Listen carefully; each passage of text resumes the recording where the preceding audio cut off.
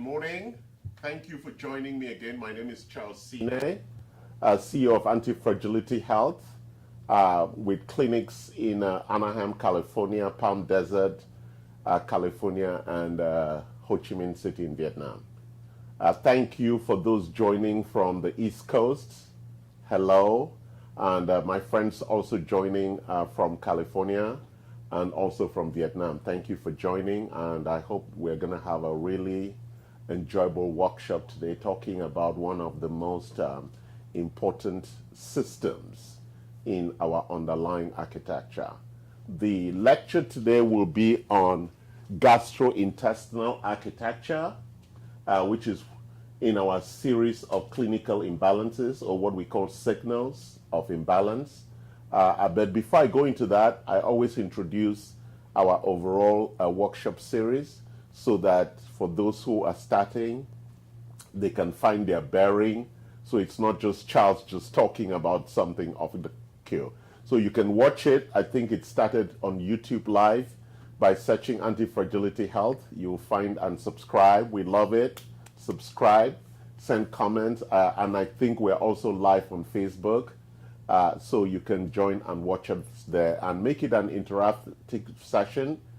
Send comments, send questions, and I think I have a couple of people downstairs who will be responding or collecting those questions, and I can respond personally afterwards. So thanks again for joining us. The series we've been running since the beginning of this year is called Longevity Workshop Series. And longevity, as we defined it, it's the combination of lifespan and health span. How long you live and how healthy you live. How healthy you are for how long you live. So most people will say, I want a long and healthy life, like my grandfather lived up to 102 and died in his sleep. No chronic illness. And so that's the amazing kind of life. We want to be centenarians, people who live to 100 and die peacefully in your sleep. There is talk today that we could extend lifespan to 120, 150, 180, but there's a lot of research and debate around that. And so the concept of lifespan and health span is contextually around the subject of longevity. So very important that we understand that. There are 4 pillars. I used to talk about 3 pillars, and I've added one just for distinction. I want to make some specific distinctions around the language. There are 4 pillars to support longevity implementation. 4 big pillars. Number 1 is lifestyle. We've talked a lot about lifestyle, about exercise, about stress, about toxicity, about sleep, about diet, about supplementation. We've talked about all these things persistently. And I know it is a lot, but so is your life. And we know that if you want to get the things you want, you need to be in action. Action is the only thing that gives us access to the things that we want. So lifestyle, being in action about your life, having the knowledge, taking the actions, and building the habits becomes really critical in addressing these underlying issues of lifestyle. Sleep, the big one, focus on it. Number 2, mindset. I have 2 kinds of patients, and the world is in 2 kinds. Patients who complain all the time, or patients who see the possibility of their progress.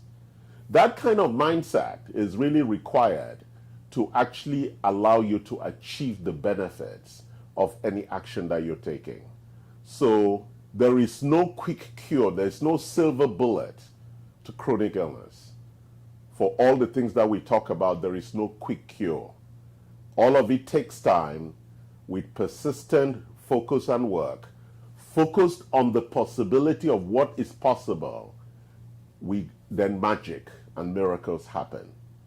But if your mindset is the one of complaining and always seeing the glass half full, right?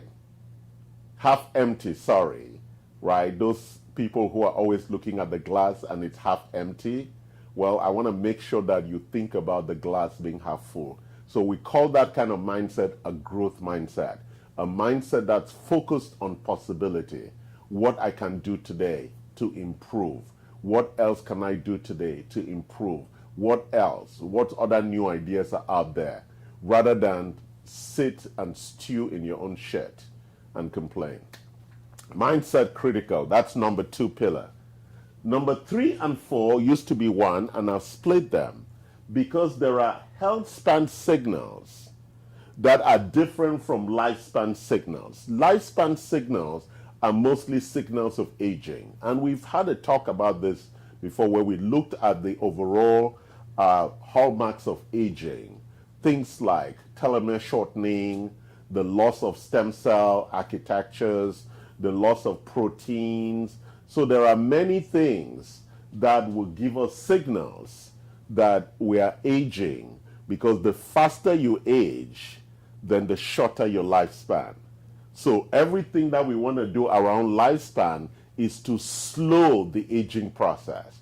Yes, we're going to age and die, but we want to slow to a crawl that overrun aging process. Most people, aging is accelerated.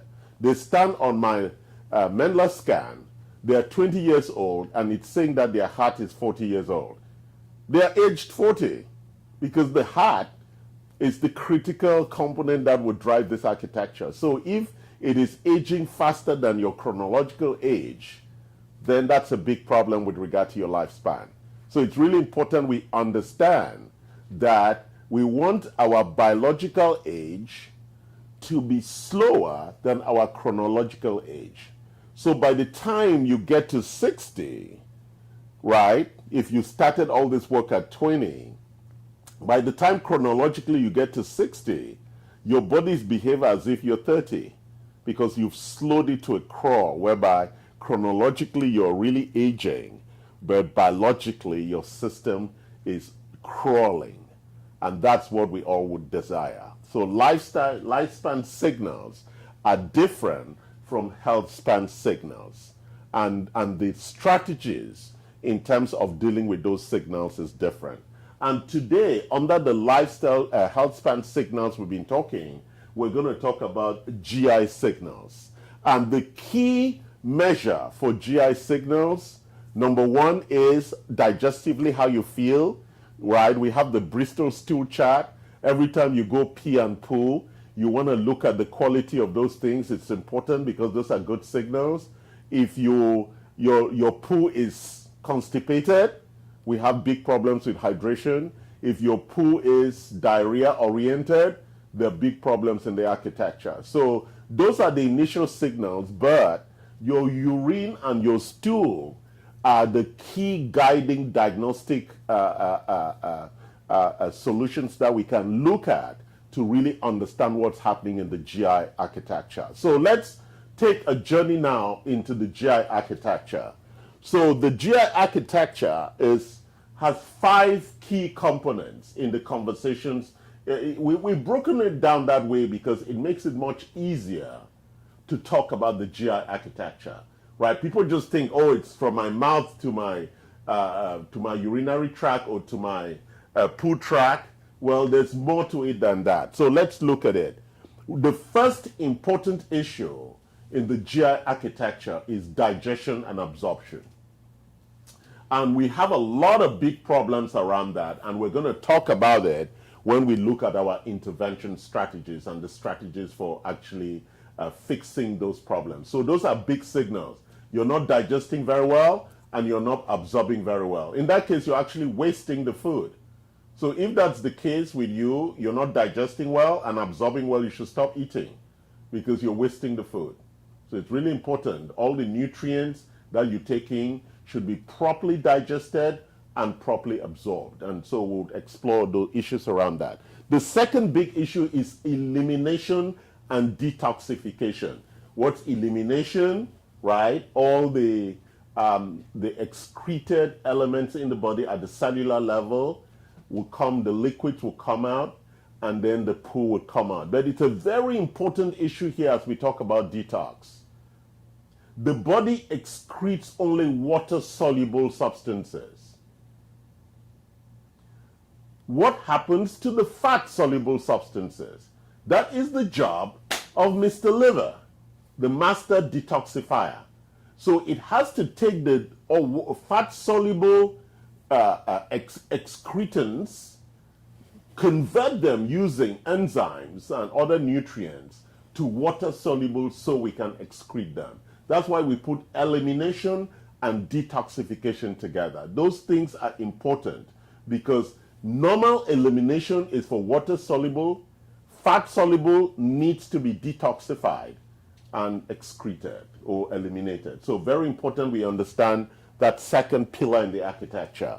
The third pillar in the architecture is what we call the microbial balance. Sorry I'm using big language, but it's really about the bacterial balance in your stomach, the good and the bad bacteria, which we call the microbiome. It is this ecosystem. What is it? It's a whole world of itself where we have more bacteria in our GI tract than we have cells in our body. So this balance is critical. And for example, when the bad bacteria rises, there's significant issues of inflammation and all of that going on with you having dysentery, diarrhea, and all of those other things that happen, which ultimately lead to things like IBD, inflammatory bowel disease, or Crohn's disease, which then ultimately leads to colorectal cancer or GI tract cancer. Very challenging issue that one needs to pay attention to. And we know that the microbial balance is a critical component in this architecture. Number 3. Number 4, barrier function. Barrier function represents the guardrails for the immune system. Also, it is responsible for digestion, absorption, and also for elimination. What is the barrier function? It is that single cellular architecture that lines the nose, mouth, all the way to the urethra and the anus. That singular cellular architecture is one cell thick, and it is easily violated, leading to leaky gut and things entering the bloodstream. But also it is very finely thinned by God the architect, because things have to go in and come out easily, simply. And so we'll talk about things like tight junctions and stuff like that in enabling barrier function integrity. So it's really, really important, because that's why we know that most gut issues, gut-brain function, really arises from a lack of integrity in the barrier function. Therefore, toxins, microbes, viruses, pathogens escape into the bloodstream, go penetrate the brain, the blood-brain barrier into the brain, and you then find some crazy people. So it's really important that you understand how the GI architecture is critical as the conductor of the immune system, because this is the architecture that protects us from viruses and bacteria, from pathogens, and therefore 80% of our immune system is on guard around this. So it's really critical you understand the GI architecture. And for most of our interventions for patients we work in, I focus on this area because it is really, now that we have COVID and other things, you want to make sure that you have a powerful immune system that's modulated by a good functional GI architecture. What's modulation? It means that the immune system is not distracted from stupid shit away from the big stuff that it needs to be fighting for example, COVID. So you don't want to have silly things here like constipation, like diarrhea, like some bad bacteria, like leaky gut. All of those things distract from the immune system. But when we have homeostasis, when we have equilibrium in the GI architecture, the immune system is happy because it is fully on guard for all the other things that may come that it needs to deploy its forces. So there are 4 things that we do, or 5 things we do against this. And the first strategy is to promote better digestion and absorption. And we have supplements for that. How do we promote better absorption and digestion? So we support that with digestive enzymes. We have the one here for if you eat gluten food, that you take this it's called a spectrozyme. It's a gluten digestive aid. So whenever you eat pasta and gluten things like bread, it's important that you take this to help with the breakdown. We also have Digestime V, which contains a lot of the enzymes that break fat, protein, and carbohydrate. So if you look at this, I see lipases, I see proteases, I see amylase. These are proteins that are required, these are enzymes that are required to break our food types. So the enzymes that break proteins are different from the enzymes that break carbohydrates and are different from the enzymes that break fats. As you grow older, the effectiveness of the enzymes that your body produces reduces, and therefore it's important that you support your body daily with these digestive aids, and these are the digestive enzymes. Also, the tributyrate, we know that the butyrate in the gut is very important for fat absorption. It's a good support. We have Anato-E, and we also have the LVGB complex, which is actually bile flow. It supports the bile flow. Know that the bile is critical for fat metabolism and breakdown and absorption, and it also supports toxin elimination. So these are very important products when we look at promoting digestion and absorption. Very, very important. Most of them are capsules, but we're going to talk about some of this stuff again later on. So let's look at elimination and detoxification. Big problem for a lot of people because of poo. So let's look at our poo support agents, right? People love Motility Pro. Motility Pro and Super Alio allow you to eliminate everything. You know, some people go for colonics. Colonics only empties the large intestines. It does not empty the small intestines.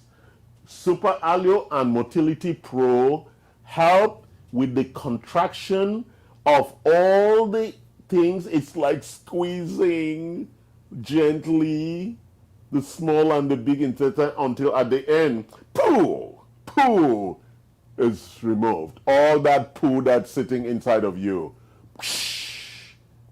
extracted. We have other things here that support with the detox process, right? As I said, the detox is required to break down the fat-soluble elements into water-soluble so they can be excreted. So we support the liver with quite a few products here. Oncoplex and Broco-Protect, right? You can get this naturally from cruciferous vegetables, but we have supplements here that would support the liver in that fantastic and required an amazing job. So detox is not only for heavy metal and toxins, it is also for breaking down fat-soluble substances for excretion. Very important that we understand that.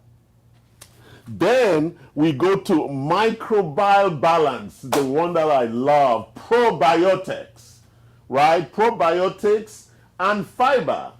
Fiber, very important because the bacteria eat on the fiber.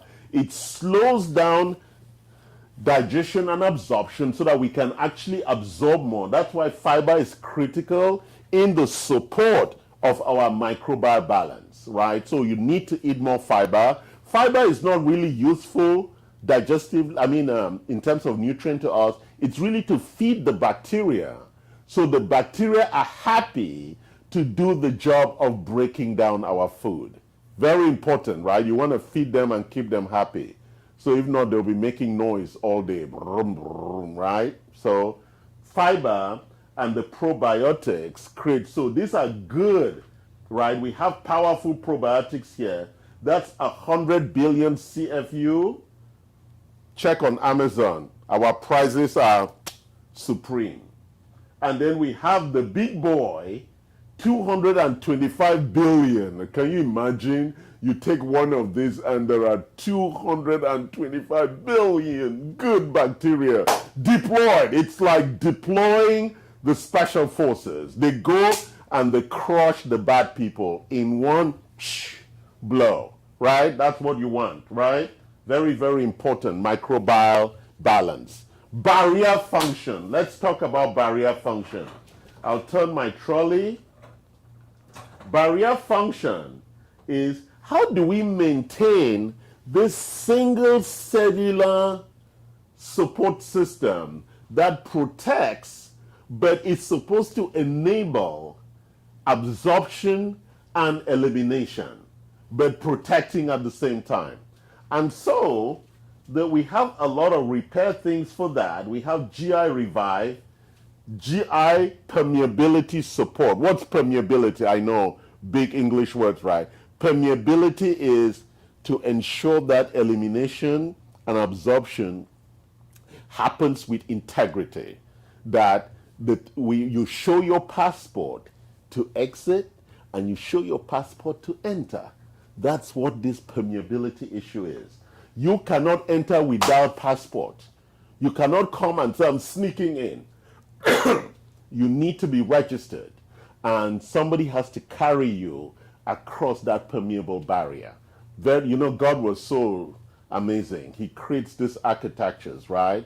And they have these guards on both sides of the border. I've arrived. I'm a protein amino acid. I am ready for absorption. They deploy a carrier to carry you across the barrier. I have arrived. I am the waste product of protein metabolism. I need to be excreted. You show your papers, they carry you across into the track. Now, whether you're fat or water soluble, now your journey either goes to the liver to be broken down or straight to elimination. Can you imagine the complexity of this architecture, right? That we have to really manage this border with integrity. So barrier function is really talking about the passport control and integrity of our borders. Not like the southern borders that's all open, free. That's what we'll call leakage, right? That you have a leak in the integrity of that border, and when you have leakage, what happens? Both good and bad people can come through and there is no control. So barrier function is really critical for maintaining the GI. And the immune system is the passport controller. So when the immune system says everybody's obeying the law, nobody's trying to rush the border, then the immune system is modulated, it's happy. You show your paper, you go. You show your paper, you go out. Everything is peaceful, and the immune system is happy. So when some big boy shows up, like COVID, the immune system can pounce on them and crush them as they deserve. Finally, the gut-brain function, which is driven by the support of all this, is a critical aspect for what we do here. So we have things about detox, inflammation, and things to support that. So let me then finally talk about some of the other things here. And I spent a lot of time going back there about rebalancing, which is what you do here. You want to rebalance. Number 3, you want to establish your microbiome. And number 4, we want to repair that. So we talked about all those supplements. But let's go talk about intervention. So prevention. At the heart of prevention is your lifestyle and nutrients. And I talk about level 1 and level 2 nutrients, the RDA, and some of the supportive nutrients. All these nutrients, we have a classification around them. There are ones that are level 1, which is ones you take every day, they are necessary. Then there are level 2 ones that you take as required if there is a nutrient opportunity or a shortfall. And then there's level 3 and level 4 when we really need to fix things. So the 3 things that we look at, a daily detox supports a prevention system and fasting, right? The body loves fasting because if you're eating 3 meals a day, you're overwhelming the body. It's too much food. So one of the big strategies to support your GI tract is to reduce your food intake.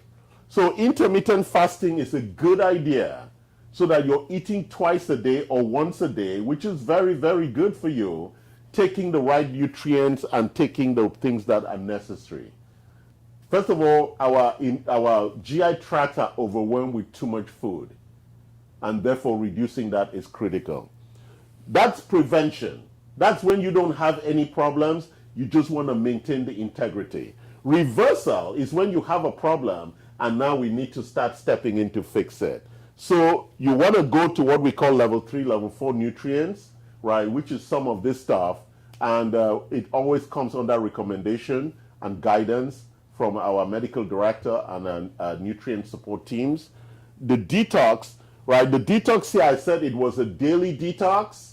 Now when you go to reversal, you want to do a 14-day or 7-day detox to really give you the required support to get your system back into the support that is required in the liver for detoxification.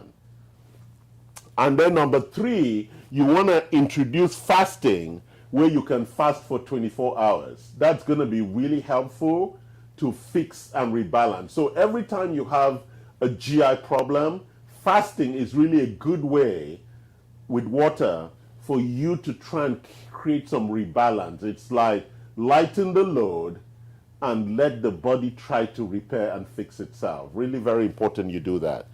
Optimization, which is like our go fast strategy. If you want to fix it quickly, then you want to do a 30-day detox. Really important. It just cleans your GI. It's what we call a reset.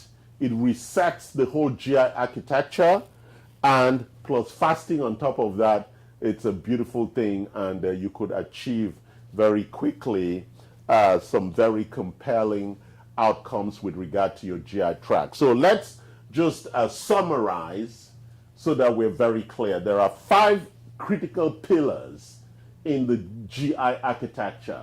I spoke about digestion and absorption. That's how we get all our nutrients. Whether supplements or whatever, digestion and absorption is critical to give us life.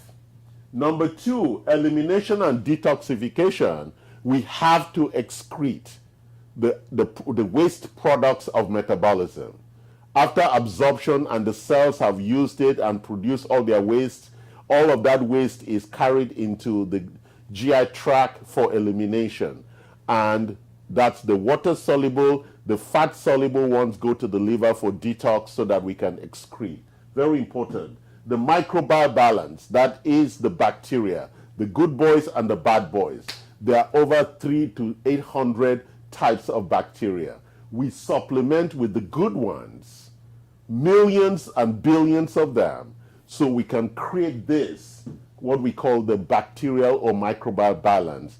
So the good boys, because the bad boys are always killing the good boys, so we balance it with more good bacteria. The barrier function, we spoke about that. That is the gate for the immune system to check passports going in and out of the system. Very critical to ensure that only the good goes out and all the bad people can be excreted, right? And finally, the gut-brain barrier and the connection between that and gut health and stress and all the things that work around that. Thank you for joining what I call a very, very important topic. You can always go back, subscribe to our YouTube channel and watch this, or you can watch it again on YouTube. Please do share it with your friends. You don't have to buy my supplements. I'm educating you. I'm not trying to sell you shit. You don't have to buy my supplements. I want you healthy so I don't have to pay more taxes to take care of sick people. That's my intention for educating you. I hope I make that clear. I'm not trying to sell you supplements. I want to keep you healthy so I don't have to pay more tax to take care of sick people. Are we clear?